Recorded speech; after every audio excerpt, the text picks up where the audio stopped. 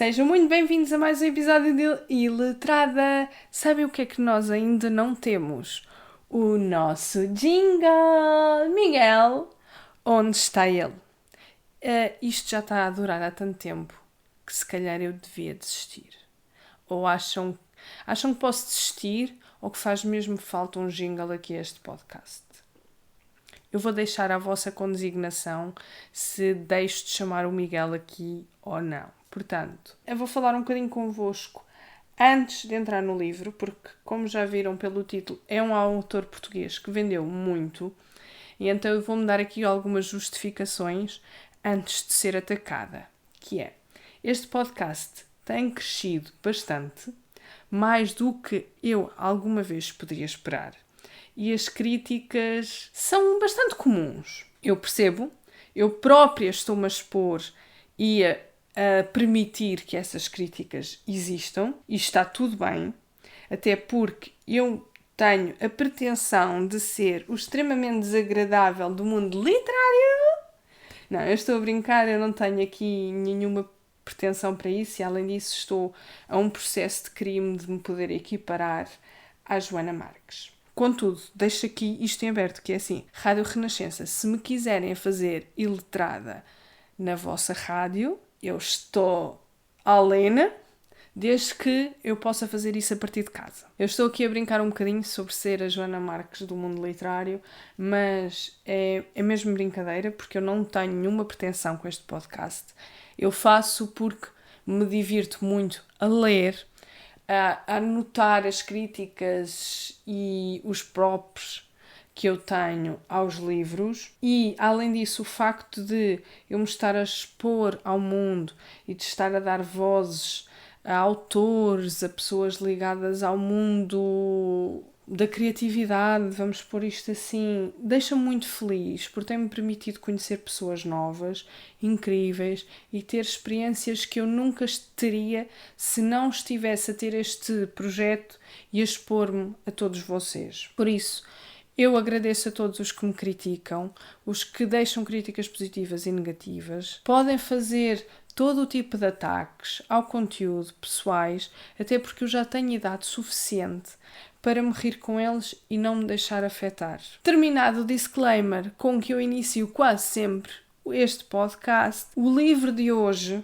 se não for do meu gosto, que ainda não vou revelar se foi ou não, é mais um potencial para trazer muitas críticas aqui ao podcast por ser uma autora portuguesa. Eu vou já dizer que eu não conheço a Sara pessoalmente, nem nas redes sociais, e não tenho absolutamente nada contra ela. E, ao contrário, por exemplo, de outra autora que eu trouxe aqui, que é a Lucy Angel, que me bloqueou no Instagram depois da minha opinião, aqui a Sara não vai fazer isso porque ela não me segue e eu também não a sigo. Tudo o que eu sei sobre a autora é o que está escrito na biografia do livro e, sinceramente, eu não sei qual é que foi a razão pela qual eu coloquei este livro na minha lista de livros para comprar, mas possivelmente foi apenas pela capa, que é absolutamente linda. Eu adoro aquela capa.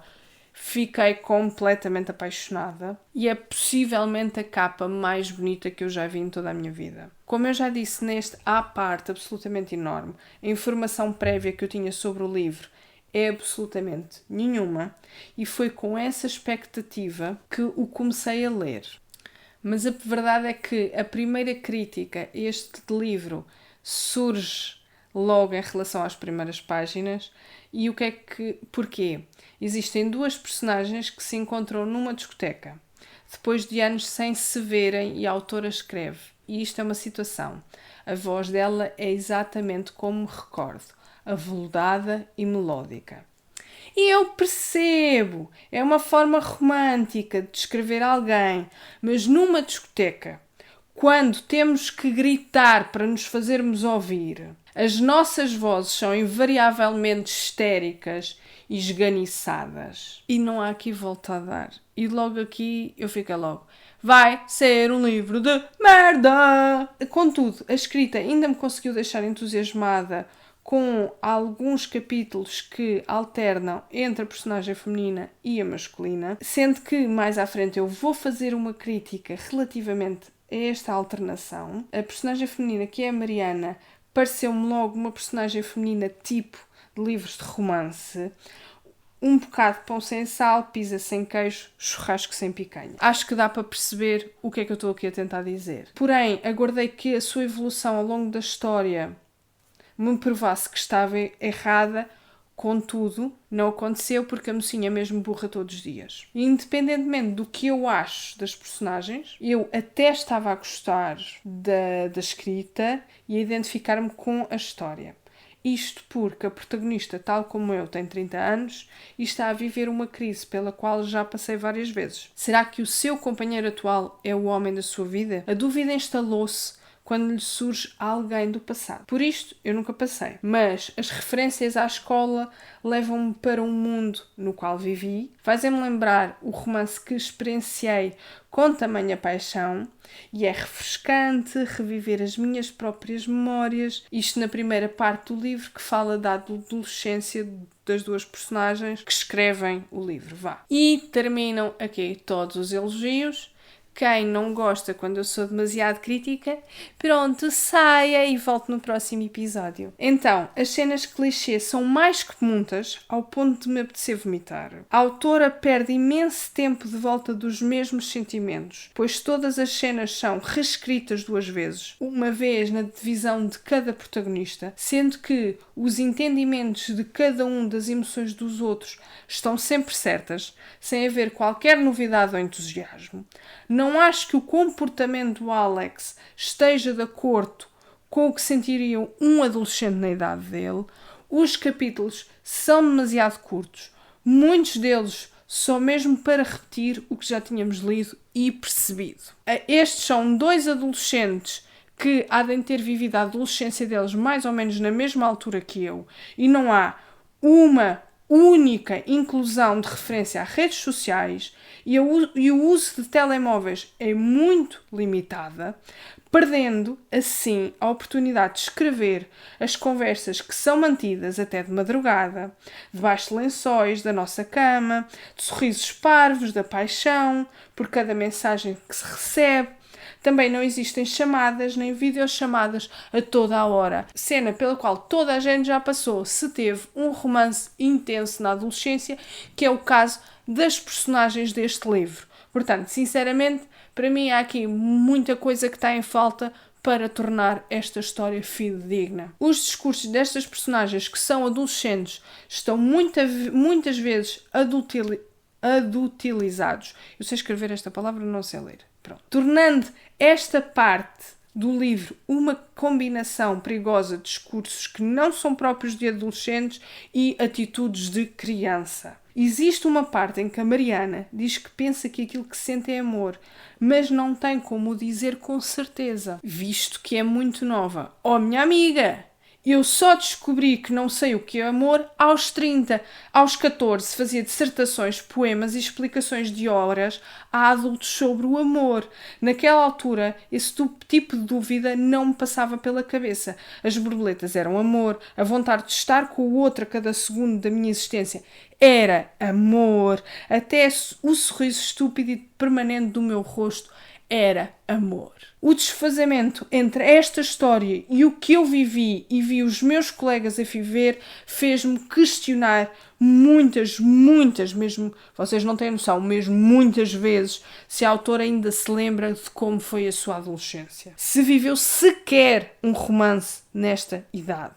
Se sentiu aquela paixão alucinante, intensa, fugaz, de que nos falam todos os poemas de amor. Todas estas críticas que faço-as sem considerar as cenas de sexo do livro, porque para esta parte não tenho críticas, só tenho perguntas, e cá vão elas. A autora já perdeu a virgindade. Um orgasmo atingido na primeira vez. Orgasmos simultâneos. Expressões batidas como um misto de desconforto e prazer simultâneos. perpetuação de atos sexuais nas horas seguintes à perda da virgindade. E depois de passar por tudo isto, eu tive a certeza absoluta, ou seja, 99,9% por impossíveis não existem, que a autora percebe muito pouco de sexo quando ela deve ter consultado o Kama Sutra para nos dar o nome de uma posição sexual.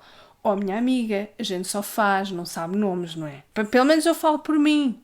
Quem está a ouvir, olha, que se faça ouvir e deixe nos comentários a sua opinião. E, além destes comentários todos que eu já fiz às cenas sexuais, tem ainda o outro que é We all had the night that we fucked 1,000 times. Mas, para ninguém, esta noite tão importante das 1000 fodas foi a noite em que perdeu a virgindade. A não ser em casos de violação grupal. Eish, acho que matei agora um bocado o clima. Foi longe demais. Bem, vou aproveitar esta paragem no rito para recomendar a música de uma banda que infelizmente já não existe, mas ainda tem as suas músicas no YouTube. A banda é More Than 1,000. Ai, fuck, eu nem sei dizer isto. A banda é More Than 1,000. Sim, está bem. E a música é Midnight Calls. Era uma banda portuguesa da qual eu gosto muito de os ouvir. Acho que já os conheci, já tinha terminado.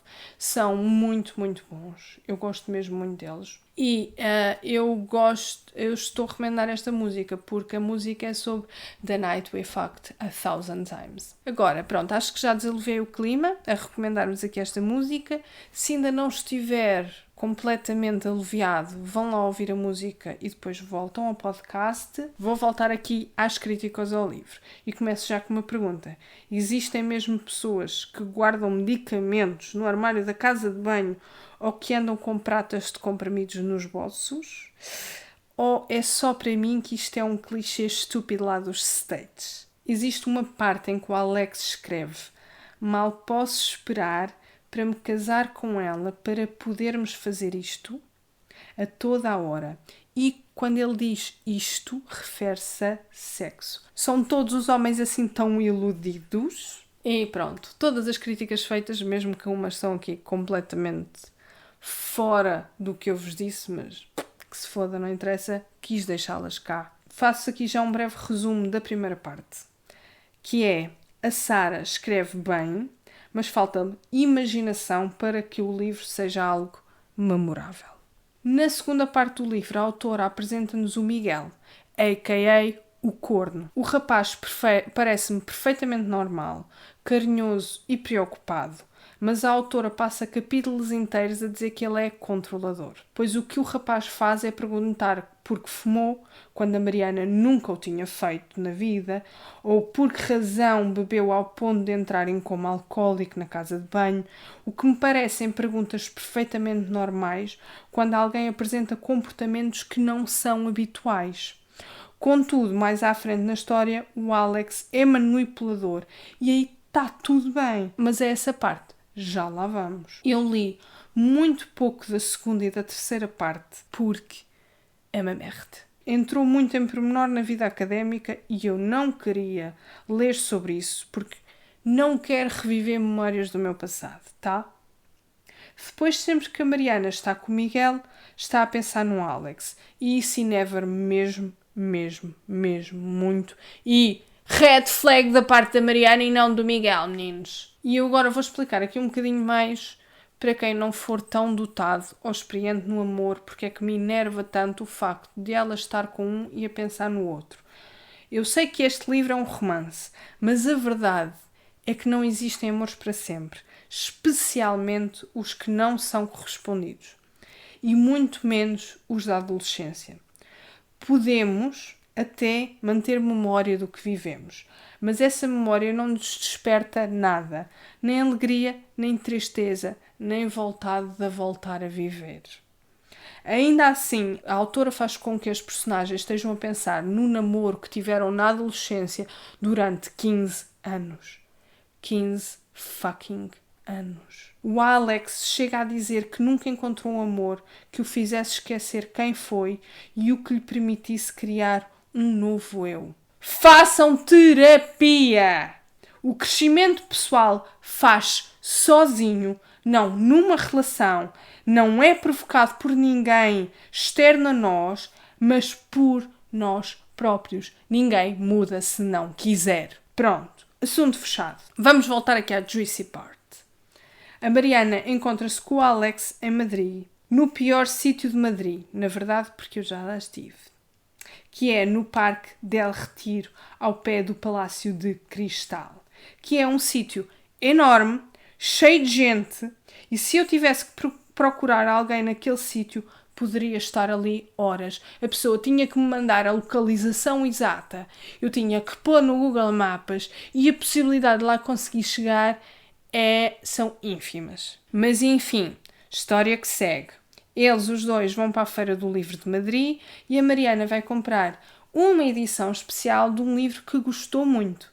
Deduzo que foi o livro que a Sara copiou para escrever este Processo em Tribunal em 3, 2, 1. Eles trocaram um beijo, ele leva-a para a casa dele, fodem e vivem felizes para sempre. Não é assim que acaba, mas ter-me-ia poupado algum sofrimento se fosse.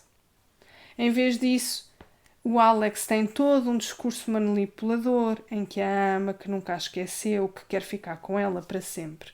Ai é, cabrão. E não ligaste porquê? Não meteste foguinhos no Insta porquê?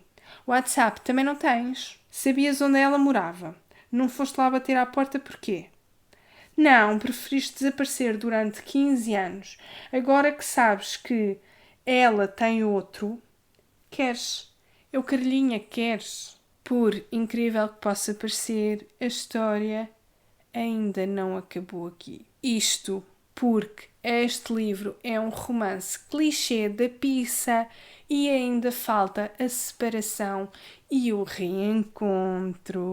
Então ela volta para Lisboa sem dizer ao Alex que o ama muito e que efetivamente quer ficar com ele. Acaba tudo com o Miguel. O Alex vai atrás dela para Lisboa. Sendo que a escritora esqueceu-se aqui de uma pequena parte, que é, em momento algum, a Mariana disse ao Alex que já não morava em Almada e que morava em Lisboa. Portanto, ele não teria como saber que ela morava em Lisboa e não faz sentido nenhum ele ir atrás dela para Lisboa. Pelo que eles acabam por se encontrar porque, enquanto ele está a Lisboa, ela está num voo para ir ter com ele a Madrid. E tudo isto dá-se esse grande desencontro porque, ao fim destes anos, estes caralhos ainda não aprenderam a comunicar nem a trocar a puta de uma mensagem. No fim, a Mariana confessa que está grávida. Eu posso-vos garantir que, se este livro fosse uma história na vida real, o Alex ia-se pôr a milhas na primeira noite mal dormida causada pelo puto. Garanto-vos que ele é mesmo esse tipo de homem. Pronto, e resumidamente, o que não nos separa de Mariana Martinho é mais um livro de merda que vos trago. Não têm de quê, não precisam de me agradecer, porque eu faço este sacrifício para vocês, leio estes livros que não prestam, para que vocês não tenham que os ler. E pronto, é isso. O que é que eu queria dizer? Eu não li os agradecimentos da autora, mas ela começa a escrever algo tipo do género. Eu comecei a escrever este livro quando num exercício mental, enquanto estava a preparar o meu próprio casamento. Eu não quero estar aqui a fazer difamação de ninguém, mas eu tenho... Não posso dizer que tenho quase a certeza. Espera, deixa-me aqui. Eu já tenho aqui uma razão para a pessoa meter um processo em cima. Deixa-me encontrar as palavras certas para não levar 2 processos. Que é, eu se fosse ao gajo, eu tinha a intenção se o peso na cabeça não me tinha crescido. Porque à falta da imaginação que esta autora tem, eu não tenho a certeza se ele não levou um par de chifres.